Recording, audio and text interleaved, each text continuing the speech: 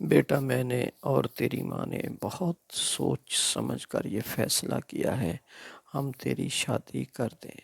روہیل کا غم بہت بڑا ہے، ہم کب تک اس کے غم کو سینے میں اٹھائے رکھیں گے؟ ہم تیری خوشی دیکھنا چاہتے ہیں اور امید ہے کہ تم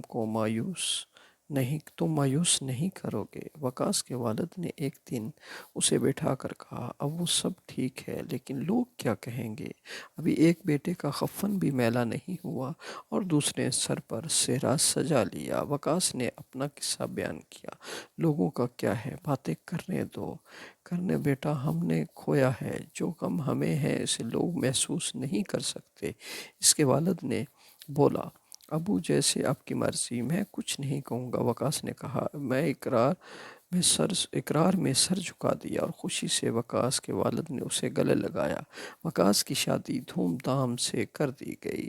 دیکھنے والوں نے دیکھا کہ اس کے والدین نے ہر خوشی پر اپنے ارمان پورے کیے، اور خوشی اور غم ضرور ہے۔ عدالت میں کیس چلتا رہا، پیشیوں پر پیشیاں ہوتی رہیں۔ عمر کی حالت دن بدن مزید بگڑتی گئی۔ اس پر جیل میں جو ظلم ڈھائے گئے وہ ایک الگ کہانی ہے۔ عمر ہر وقت روتا اور روہیل کو یاد کرتا۔ اسے اپنے دوست کے قتل کا غم کھائے جا رہا تھا، اور یہ دکھ اسے اندر ہی اندر سے کھائے جا رہا تھا، اور وہ بہت روتا تھا۔ اس کا دوست دنیا سے چلا گیا۔ اس طرح 1.5 سال کا عرصہ گزر گیا، اور آج عدالت نے فیصلہ سنایا کہ روہیل کے گھر والوں اور اس کے ماموں نے بچوں نے عدالتی فیصلے سے پوری طرح آگاہ تھے۔ انہوں نے اپنی مرضی کا فیصلہ لینے کے لیے تمام وسائل یوز کیے۔ دوسری طرف عمر کے گھر والوں کی آخری امید تھی شاید کہ عمر کی کم عمری دیکھتے ہوئے عدالت کوئی رعایت برتے، لیکن ایسا نہیں ہوا تھا۔ عدالت نے عمر کو پھانسی کی سزا سنا دی تھی۔ اس خبر سے جہاں روہیل کے والدین اور بھائی خوشی سے سرشار تھے، وہاں عمر کے والدین پر یہ خبر پہاڑ بن کر ٹوٹی۔ عمر البتہ چپ رہا، اور اس کے ماں باپ کو رو رو کر برا حال ہو گیا تھا۔ مبارک ہو، آپ کا بیٹا ہوا ہے، دواؤں نے کال کی خوشخبری سنائی، دائی نے خوشخبری سنائی۔ یہ سن کر وقار اور اس کے والدین کو خوشی سے چوم اٹھے تھے۔ فون کی گھنٹی بجی۔ وقاص کے والد نے فون اٹھایا تو دوسری طرف سے، ایسی مبارک ہو ملک صاحب، آپ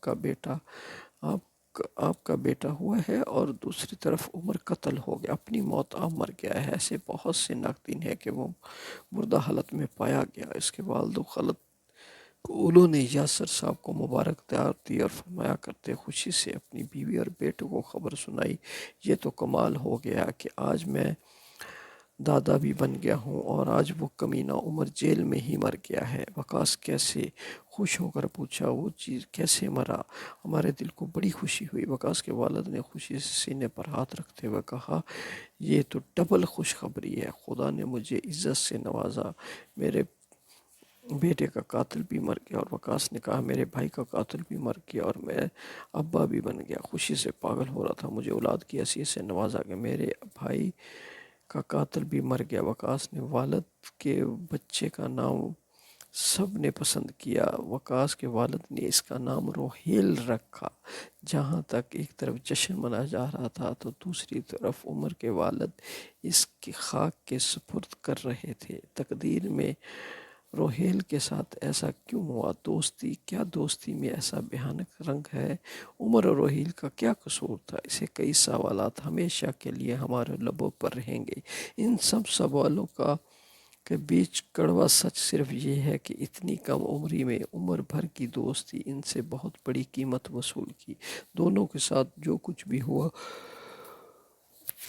بہت برا ہوا، لیکن مجھے اتنا یقین ہے کہ جس طرح عمر اور اس کے اپنے ہاتھوں ایسی موت ساری زندگی پچھتاتا رہے گا، ایک اپنے دوست کو دیکھ کر خوش نہیں ہوگا، اس کی روح بھی تڑپتی ہوگی، اتنا ہی مجھے یقین ہے۔